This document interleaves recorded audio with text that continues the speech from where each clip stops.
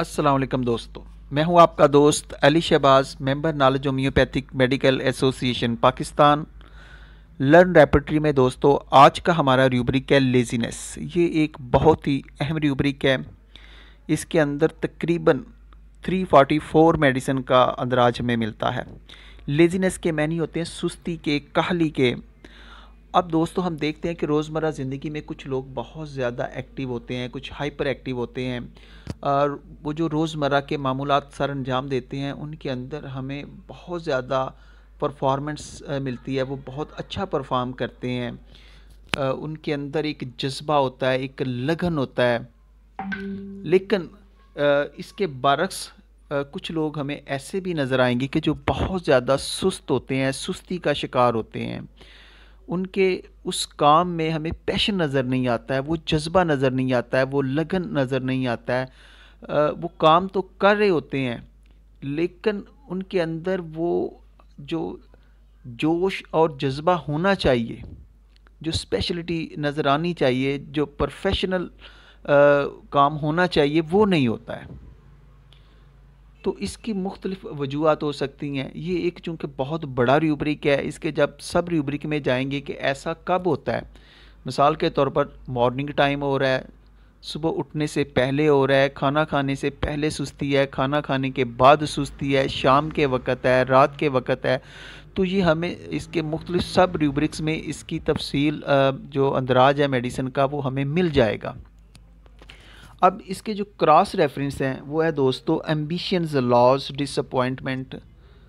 अब अगर किसी की ख्वाहिशात पूरी नहीं होती हैं, उसकी ख्वाहिशात ही ख़त्म हो जाती हैं, उसके अंदर का जज्बा ही ख़त्म हो जाता है, वो अपनी ज़िंदगी से ही मायूस हो जाता है, तो ज़ाहिर बात है कि उस वो सुस्ती का शिकार हो जाता है, वो इंडिफरेंस हो जाएगा, वो दुनिया से कट अप हो जाएगा, वो अलग थलग हो जाएगा, वो काम करना ही नहीं चाहता है, उसके अंदर काम करने का जज्बा ही नहीं है। इसी तरह फियर वर्क है, काम करने से अगर उसे खौफ महसूस करता है, बिज़नेस अवर्जन है, इसी तरह इनएक्टिविटी है, लोथिंग वर्क है, काम से बेजारी है, नफ़रत है, मेंटल एग्जर्शन, एग्रेवेशन है।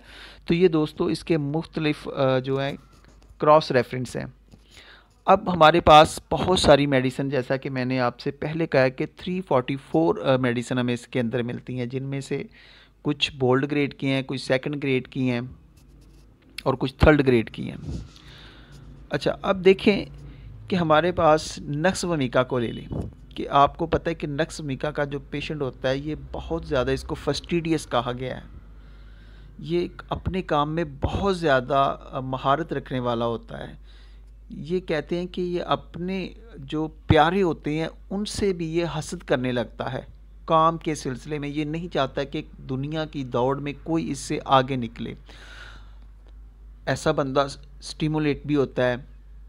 लेकिन अब देखते हैं कि वही बंदा जब सुबह के वक़्त उठेगा, चूँकि ये लोग जो होते हैं ये ज़्यादा देर रात को काम करते हैं या ज़्यादा होटलिंग वगैरह करते हैं, घूमते हैं, आकर लेट सोते हैं और फिर 4 बजे के बाद जो होता है कि इनकी आँख खुल जाती है और फिर हज़ार कोशिश के बावजूद भी इनको दोबारा नींद नहीं आती है और फिर ये इनकी ख्वाहिश होती है कि ये सुबह देर तक सोए रहें और उसके बाद जब उठने का टाइम होता है तो इन्हें फिर नींद आ जाती है। तो लिहाजा ये लेट उठते हैं और जब लेट उठते हैं तो फिर भी इनके जिस्म की जो थकावट होती है वो पूरी नहीं होती है। तो लिहाजा ये सुबह के वक़्त, मॉर्निंग के वक़्त ये सुस्ती का शिकार हो जाते हैं और ये सुस्ती इनके अंदर चिड़चिड़ापन भी पैदा कर देती है।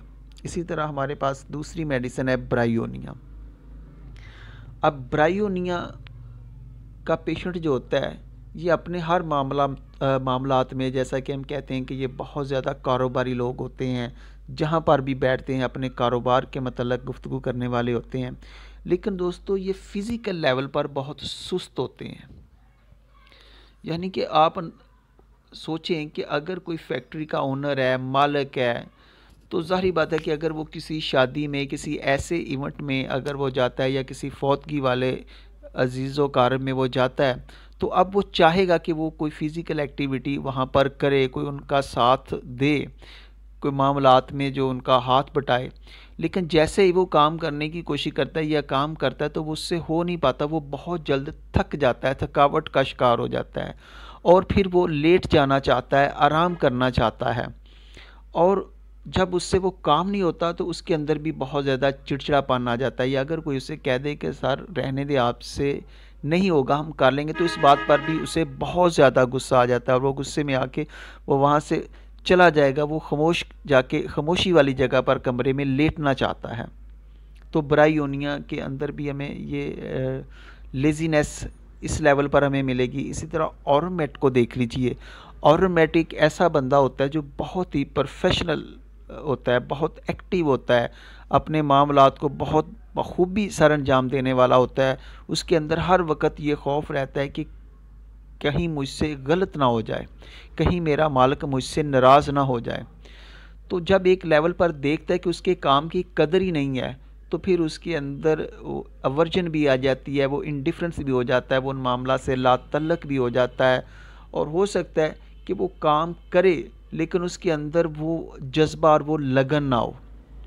और कहते हैं कि ये तो इस कदर लातल्की में चला जाता है कि हर चीज़ को छोड़ छाड़ कर बस सबसे कट होके रह जाता है। और इसके अंदर सुसाइड वाली जो ख़ुदकुशी की कोशिश है, बल्कि ये ख़ुदकुशी जो है जब करता है तो ये आप अंदाज़ा भी नहीं लगा सकते हैं कि अगर इसने अपने ज़हन में ऐसा सोच लिया है तो ये आपको पता भी नहीं लगने देगा और सुसाइड कर लेगा।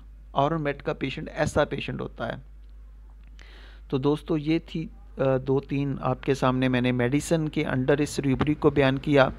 और मैं उम्मीद करता हूँ कि आज का जो रूब्रिक है ये आपको पसंद आएगा। अगर आपको मेरा रूब्रिक पसंद आए तो आप मेरे चैनल को सब्सक्राइब कर सकते हैं। इसी के साथ मुझे इजाज़त दीजिएगा। अपना ख्याल रखिएगा। अल्लाह हाफिज़।